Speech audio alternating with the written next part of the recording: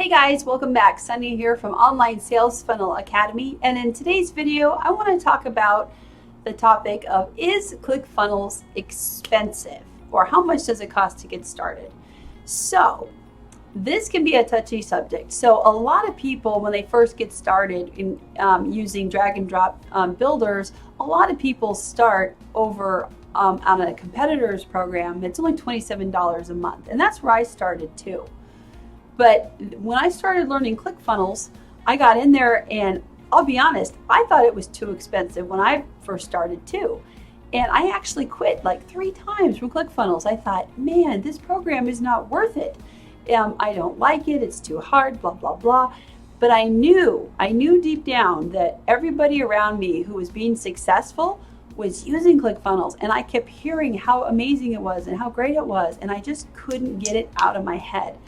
So I bit the bullet and I came back and I said, okay, I signed up one more time and I said, okay, I am going to sign up for ClickFunnels and I'm going to learn it and I'm going to give it an honest shake and find out why everybody loves it so much, because I couldn't handle it. Every influencer I saw was telling me how great it was and they had the most beautiful pages ever. And here I was using a competitor at the time. I was using Leadpages.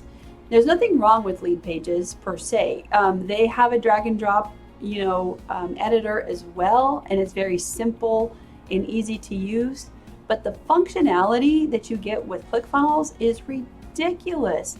It lets you integrate the payment cart immediately. It lets you put in upsells and downsells. You drag them and drop them in. You can't do that on the other platform. ClickFunnels is like a Ferrari. If you're gonna get in, like, which one would you rather do? Do you want the old clunker, or do you want now, I don't work for ClickFunnels. This is just strictly my opinion. I happen to love the program and I love to promote it, and I am an affiliate of their products. But if you're on a budget and you absolutely could not afford anything else, I would say go with Leadpages. But let me just tell you this. Is it really worth it to only not pay that extra $50 or $60? So ClickFunnels is $97 a month on the starter package, okay? So let's say you're absolutely strapped and you choose to go the $27, at the time it was 20, maybe it's 37, okay? So what's really happening here is that you are saying, you know what, I just need to barely get by with my product. And you're turning down the Ferrari that can get you there faster and quicker and more beautiful pages with a faster response, with a built-in everything. Which one do you think, you think you're doing yourself a favor? But what's really happening is that when you finish your design and put it up, it's the customer coming to your page may not know, oh, that's Leadpages, or oh, that's ClickFunnels.